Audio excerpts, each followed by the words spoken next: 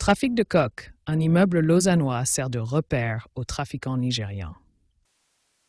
Les sous-locations non autorisées ont permis à des grossistes nigérians de trouver un point de chute sur les routes internationales de la cocaïne. En cette fin d'après-midi, il y a beaucoup de va-et-vient à la rue de Genève Catersung, à Lausanne. Des hommes essentiellement originaires d'Afrique de l'Ouest entrent et sortent du bâtiment. Sur de nombreux balcons, du linge est étendu. Des groupes se forment sur le trottoir devant un tout petit restaurant à l'emporter qui prépare des plats italiens. Il y a une dizaine de jours, la police a interpellé ici 39 personnes de nationalité nigériane et ghanéenne soupçonnées de trafic de drogue. Une cinquantaine d'agents ont investi les lieux ce mardi 14 mai vers 6 heures. Ils y ont saisi plus d'1 kilo de cocaïne et plus de 48 000 francs. Comme l'expliquait Jean-Christophe Sautrel, porte-parole de la police vaudoise, dans les colonnes de 24 heures. C'est un lieu connu pour être une base arrière du trafic de drogue dans le canton et où la police municipale lausannoise effectue régulièrement des passages. Ce numéro 85, on le retrouve effectivement dans plusieurs affaires de trafic de cocaïne jugées ces derniers mois. Elle révèle un trafic d'ampleur internationale. L'une d'elles commence à Amsterdam.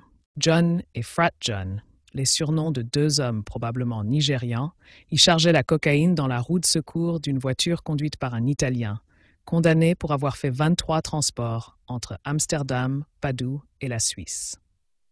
Il amenait ensuite la cocaïne à la rue de Genève 95, point de chute d'un autre Nigérian nommé Joël. Au moins 44 kilos seraient ainsi arrivés à Lausanne, selon le jugement en première instance. Le transporteur, originaire de l'Italie du Sud, serait arrivé en Suisse en 2017. Il vivait à Olten, dans une chambre qu'il louait 750 francs par mois et aurait travaillé sur plusieurs chantiers grâce à une agence de placement temporaire. Lors de son arrestation, il était sans emploi depuis 1 an. L'italophone possédait 2 voitures, une Audi et une Maserati, qu'il prétend avoir achetées après avoir gagné au casino. En réalité, l'affaire rapporte puisque, selon l'acte d'accusation, le seul transport aurait lui rapporté 42 000 francs. D'autres personnes acheminaient aussi de la cocaïne jusqu'à cet immeuble, avec le même mode opératoire. Les quantités de drogue et l'organisation étaient donc très importantes. Une autre affaire, survenue durant la même période, relie aussi des trafiquants de drogue nigérians au même immeuble. La cocaïne en partait, puis était livrée à un grossiste nigérian à Moudon qui la redistribuait à des revendeurs. Les quantités de drogue, le caractère international et notamment la route entre les Pays-Bas et l'Italie, le nombre de personnes impliquées, ainsi que le fait que les principaux organisateurs du trafic sont tous de la même origine, sont autant d'indices qu'une organisation criminelle pourrait être à la manœuvre. Les cultes nigérianes, comme on les appelle, sont arrivés à un niveau suffisamment important en Europe pour qu'elles travaillent avec les mafias italiennes et soient capables de gérer de grosses importations de cocaïne dans les ports européens. Qui plus est, selon nos informations, certains membres de ces réseaux lausannois pourraient agir sous la contrainte. Une source proche d'un trafiquant originaire du Nigeria indique que celui-ci s'adonnait à cette activité à cause de la magie noire. Des paroles qui rappellent des modes opératoires utilisés par les cultes, notamment dans la prostitution forcée et la traite des êtres humains. Appelé juju, ce rituel lie une prostituée à son proxénète ou un trafiquant à celui qui le recrute, et est reconnu comme une forme de contrainte par les tribunaux. Blanchiment aggravé. La présence à Lausanne de trafiquants nigérians actifs à une échelle internationale et possiblement membres de mafia est déjà évoquée dans un jugement du tribunal pénal fédéral.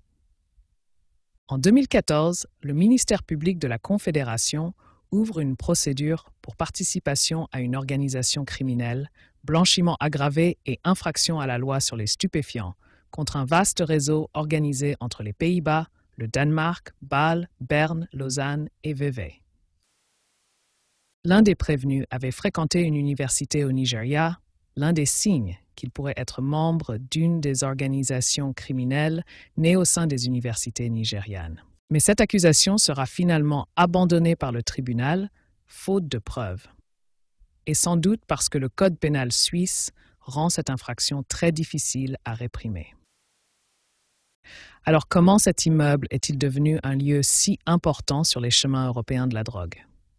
Il appartient à un seul homme, un Vaudois, qui n'est pas concerné par la procédure récente concernant le trafic de cocaïne. Mais cette adresse a déjà fait parler d'elle, il y a 10 ans, parce qu'il avait loué ses sous-sols à des exploitants de salons de prostitution. Dans le même temps, plusieurs organes de la ville et du canton louaient certains appartements. Mais plusieurs d'entre eux ont rompu ces contrats.